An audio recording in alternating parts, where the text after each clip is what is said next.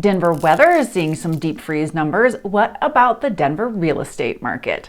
Hey everybody, it is time for your Denver real estate market update, and it is Alyson, your real estate strategist and realtor for the South Denver area. Happy January, happy New Year. It is time to set our 2024 baseline numbers with our stats. So the numbers we're going to go through are actually our December numbers, right? Stats are always 30 days behind, and we wish they were a little bit closer, tighter, faster, but they're not. So everything we're talking through sets our baseline for 2024. So let's take a look at how the market did to close out the year and where we're headed. We saw 2,300 homes go under contract in December, 200 fewer than the month before. That put us down 8% compared to November. However, we were up 11% compared to December 2022. 2,500 homes closed in December. That was only 100 fewer than closed in November. So we were only down 2.5% from the month before and down 5.5% from the year before. We had a bleak 1,900 new listings in December. That is down 900 from where we were in November. That put us 36% off the mark from the previous month, but compared to December of 2022, we were only off by 2%. We finished December with 4,700 homes available for sale, giving us 1.85 available months of inventory. So we're back below 2 months of available inventory heading into 2024. Last month, we were at 2.25 months of inventory. This time last year, we were actually at a similar point. We had 1.67 months of available inventory. Average days on market went up from 38 to 46.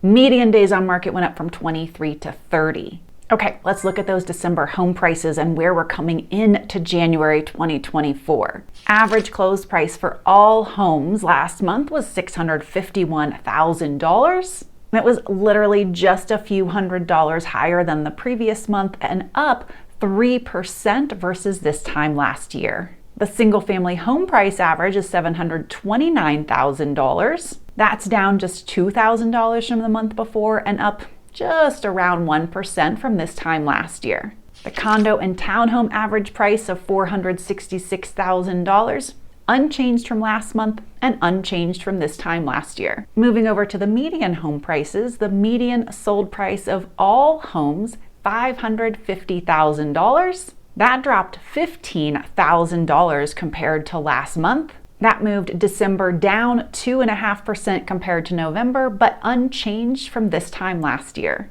The single family home median price came in at $608,000, also a $15,000 drop from the previous month. Similarly, down 2.5% from November, but compared to this time last year, up 1.5%. The condo and townhome median price comes in at $410,000. That's down $3,000 from the month before. Compared to December 2022, it's up 1.5%. The list price to sales price ratio budged just a little bit. We went to 95.7, down from 96% in November. All right, so what are the takeaways? Well, as we've talked about before, 2023 was a very low volume year. New listings were down 26%. We had less than 47,000 overall.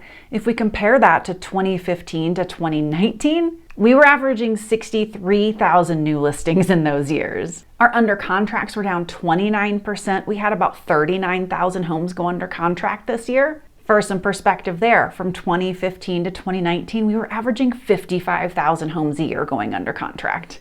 Our closings were down 28% with just about 39,000 homes closing this year. From 2015 to 2019, we were averaging 54,000 closings a year. If we wanted to find numbers in the market that were even close to where we were this year in terms of low volume, we'd have to go back to roughly 28 to 2010 into the Great Recession era, possibly even before that for new listings, because we really actually saw a lot of new listings come on the market in 28 to 2010 as people were dealing with the drama of that season in time.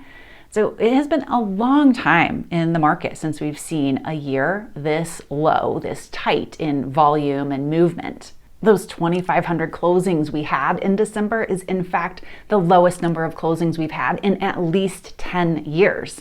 I see two reasons for that. One, available inventory, right? Just the fact that we haven't had a lot of homes for sale, not a lot of interest.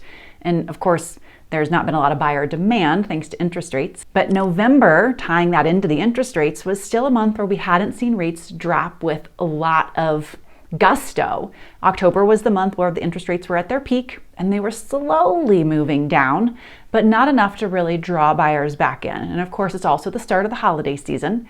We do see some good traction toward year end, though it's always still our slowest time. But once we saw rates really move down into a range that was enticing, we saw things pick up. That's part of why we saw pendings go up 11% compared to November with our data. And that's really all tied to rates. Buyers are ready to jump in and do something as we moved toward the end of the year because rates were enticing. Now, technically, we ended 2023 with a higher average home price than 2022. It's not even technically inaccurate in any way. We did. But let's just really dig into the numbers and look at nuance of that and if it's of any real importance. So take a look at this data. What you're looking at here is the back half of 2022, the back half of 2023, and we're looking at single family home prices, not all sold prices, because most of my clients lean toward the single family home segment. What you see for similarity is that the back half of each year tanked in a strong fashion, strong trend line. The only outlier is 2023, where you see October and November held firm, even had an upward blip from September. To me, this was surprising considering that's when the rates were the highest. I have some thoughts on why that happened though. Big picture, what I see and what I think you see is that really a buyer in 2023 could get a home at nearly the same price as they could in 2022. Prices were very aligned throughout the year, and they still are. We're about $9,000 ahead on average for a single family home today than we were last year. That difference is minimal. The challenge is the affordability piece, right? The interest rate piece, but interest rates are dropping. Go back and look at June 2022, that high price point there. That was when buyers were scrambling to get homes before rates continued their upward trajectory. So I think that number there actually clues us into what is coming in 2024 as rates continue their downward trend. We could easily surpass that number very quickly because of the pent-up buyer demand and the fact that we know we have a new normal for rates, right? We aren't going back to 2 3/4. We aren't going back to 3.5. And with that knowledge baked into the market, as rates get closer to something that's considered more palatable or more the new norm, I think seeing numbers pushing $800,000 as an average for single family home price will quickly return to the market. My thoughts on why October and November had prices that were somewhat of outliers, couple reasons. Lack of good inventory. So we had higher months of inventory, but it was not all good, new and fresh. Lots of dogs on the market, lots of homes just sitting there. Sellers wouldn't withdraw. So there were homes that were old and aged. And so only the new stuff that was really great would sell. So we did not have a lot of good inventory. I believe buyers were padding the prices of the homes to include buy downs for the rates. So it's possible that if you had a good home priced well, that it ended up selling at list price, maybe a tick higher, possibly because there were large buy downs added onto that price so that the home had a greater affordability piece to it.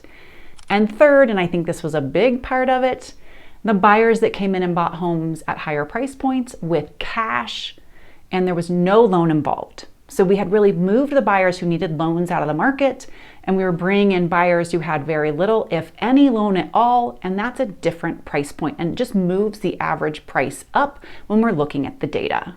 All right, I hope this helps give you a good feel for the baseline of the Denver market. As rates become less of a foe, it's going to become a very exciting market this year. If you would like to chat about what it looks like for you to be in the Denver market, buying or selling, please reach out. I would love to connect. And I will see y'all next week.